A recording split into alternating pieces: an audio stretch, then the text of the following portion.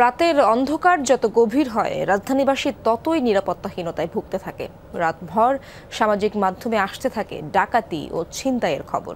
মোহাম্মদপুরের বাসিন্দারা তাদের অসহায়ত্বের কথা জানাতে থাকেন। গুজব নাকি সত্যি, কী ছিল পরিস্থিতি, সেই তথ্যই যাচাই করতে রাতে মোহাম্মদপুরে ছিল টিম যমুনা। রাত ২টা, সুনির্দিষ্ট তথ্য আসে ডাকাত ঢুকেছে মোহাম্মদপুরে নবোদয় হাউজিং এর একটি বাসায়। সেই ঠিকানায় যেতেই দেখা যায় আগেই পৌঁছেছে সেনাবাহিনীর টহল টিম। সেনাবাহিনী পৌঁছেছে সেই খবরে ভবন থেকে তখন আতঙ্কিত মানুষের চিৎকার। পাশের একটি গলিতে অবস্থান নেয় ডাকাত দল। সেনা সদস্যরা একটু এগিয়ে গেলেই মোটরসাইকেলে দ্রুত পালায় দুর্বৃত্তরা। ভবনের নিরাপত্তারক্ষী জানান, রাতে এলাকার কিছু মানুষ তাদের পরিচয় দিয়ে ভবনের ভেতরে প্রবেশ করে। গেট খোলার সাথে সাথে জিম্মি করা হয় দারোয়ানকে। এরপর একটি ফ্ল্যাটে ঢুকে বাসিন্দাদের অস্ত্রের মুখে লুট করে নেয় নগদ টাকা। রামদা দেখে আমার ঘেঁটি এখানে ধরছে, ধরার পর আমাকে বলে যে 5 লাখ টাকা দিবি এখন।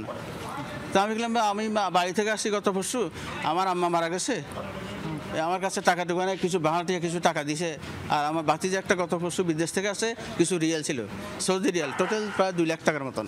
এই টাকাগুলো সব নিয়ে গেছে এবং আমাকে এখানে কয়েকটা বাড়ি দিছে। এই ঘটনার পরপরই টহল জোরদার করে সেনাবাহিনী। এ সময় সেনা সদস্যদের সহায়তায় এগিয়ে আসে বেশ কয়েকটি বিশ্ববিদ্যালয়ের শিক্ষার্থীরা। এলাকায় মানে শোডাউন দিচ্ছে, টহল দিচ্ছে এবং লুটপাট করছে বিভিন্ন জায়গায়। যে তখনই আমরা গ্রুপে মেসেজটা পেয়ে তাড়াতাড়ি করে বের হই।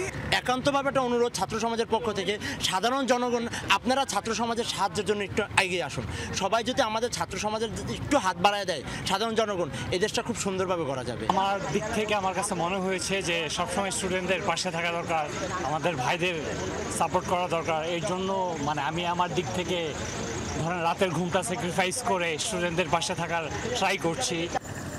ভোরের আলো ফোটার সাথে সাথে শেষ হয় রাতভর মোহাম্মদপুর ধানমন্ডি শ্যামলী এলাকার পাহারা।